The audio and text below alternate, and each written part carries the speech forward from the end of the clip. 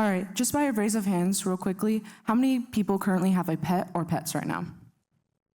All right, and for my non-pet owners, please just imagine, and for my pet owners, imagine this being your pet.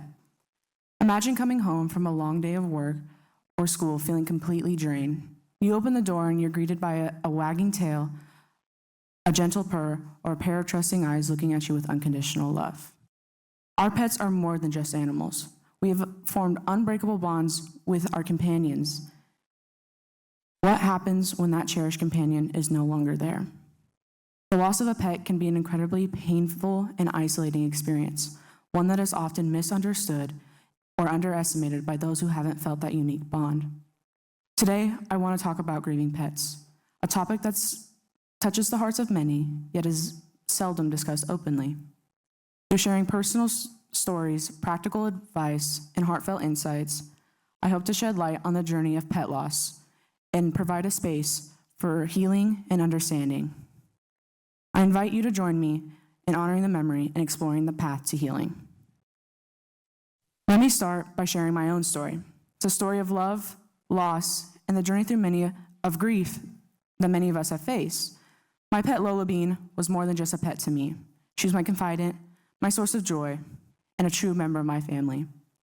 The day I lost her was one of the hardest days of my life, and the grief that followed was overwhelming. Lola entered my family's life was a big surprise. She was found wandering behind a local Walmart, and unfortunately, the person who found her couldn't keep her. My mom, who volunteers for a recreational softball league, encountered the man at a park holding a free puppy sign in one hand and Lola Bean in the other. Sounds like a trap. I can assure you there was nothing shady about it. Anyways, my sister and my mom couldn't resist. They FaceTimed my dad, and you can imagine his response, especially since we already had 2 dogs at home. But when I came home, I found a little 6-week-old puppy sleeping in a crate. My heart was immediately filled with joy, excitement, and love. That night, we spent hours trying to come up with a perfect name. I recommended Lola and Bean, and my mom combining them, creating the perfect name, Lola Bean. That's my girl. It was as if she instinctively knew what everyone needed in my family. My dad loved having a dog to play with, and she made sure to bring him her ball every time he came home for work. My mom likes to spend time in her room, and Lola made sure she wasn't alone. With my sister, she would cuddle with her all the time. My brother loves to roughhouse, and with me, she was just my dog. Lola was always the most excited to see me when I came home from school. So when we lost her, it was devastating, especially because her death was so unexpected. Lola was 2 years old when she died, 2 months away from turning 3. I remember the day like it was yesterday. I was walking back from class, planning to go to the gym, follow my usual routine, when I got a phone call from my mom. I wasn't expecting anything unusual. But when I picked up the phone, she said, "Hope, I don't know what happened, but somebody called and Lola Bean got hit by a car." I stopped in my tracks. Tears poured down my face. "Hope, I have to let you go. I don't know if I need to see if she's okay." I immediately called my friend, sobbing into the phone. "Lola Bean got hit by a car. I don't know if she's gonna be okay." And I went back to my room, waiting to see what was gonna happen, watching my mom's location. I debated whether to drive home 3.5 hours away, wondering if I'd make it in time. But then, as I was watching my mom's location, I saw her turn away from the vet. I waited anxiously for my mom to call me, and within a minute, she called, and when I picked up, the camera was pointed at my lifeless dog. "Hope, I'm so sorry, she's gone." All I could say was, "Oh, my beanie baby." The shock and disbelief I felt were just the beginning. The day after, I tried to act like nothing had happened, but I soon realized that the next time I'd see my dog was in a box. My world came crashing down. The grief that I felt was unlike anything I had experienced before. It was deep, persistent, and incredibly isolating. I didn't really know who to talk to because I was afraid people wouldn't understand my devastation over just a pet. And not only that, Lola Bean wasn't a part of my daily life while I was away at school. So when I knew when I got home for the first time, it would hit me even harder. Grieving the loss of a pet is a very personal journey, filled with a range of emotions from sadness to anger and even guilt. It's important to recognize these feelings and honor them. Let's explore the stages of grief and how we can navigate this challenging process, finding ways to heal and remember our cherished companions.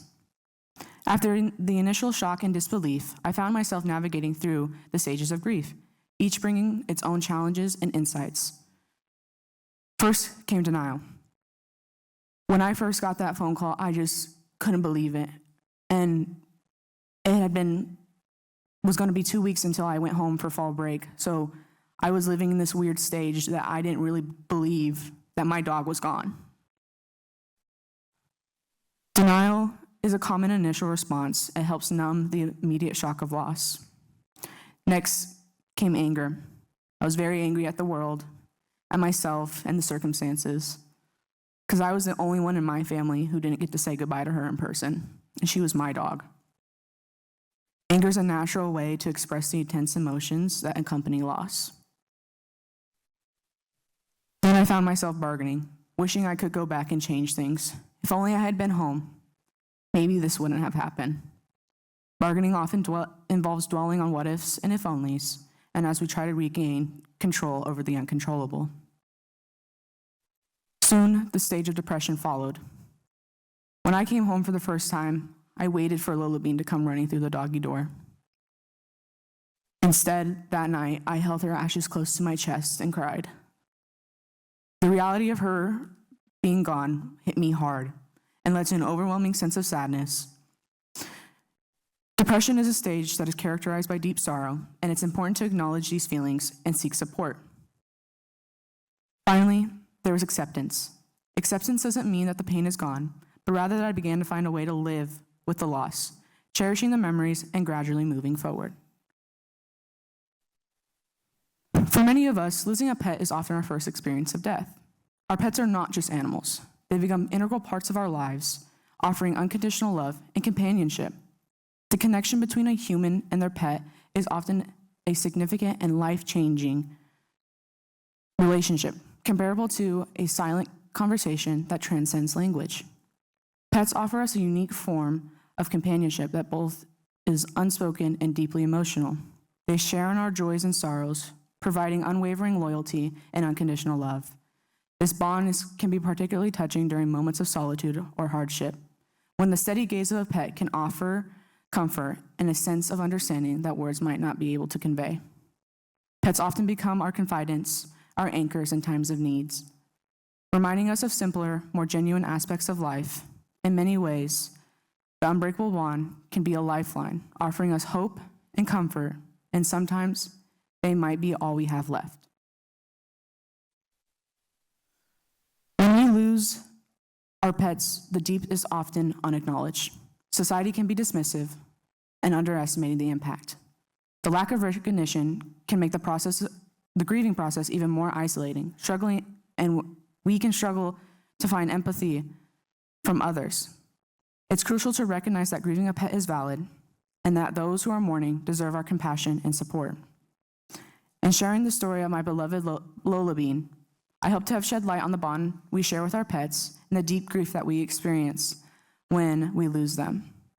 The journey through grief is not linear, and it's not easy, but it's a testament we hold in our hearts. In sharing my story, I hope to have shed light on the bond that we share with our pets and the grief that we experience.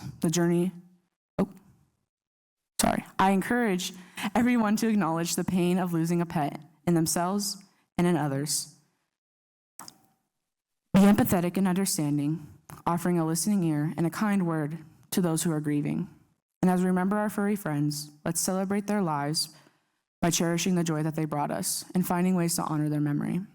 Whether it's creating a small memorial, volunteering at an animal shelter, or sharing stories to help with others who may understand, this helps us heal and keep the love alive.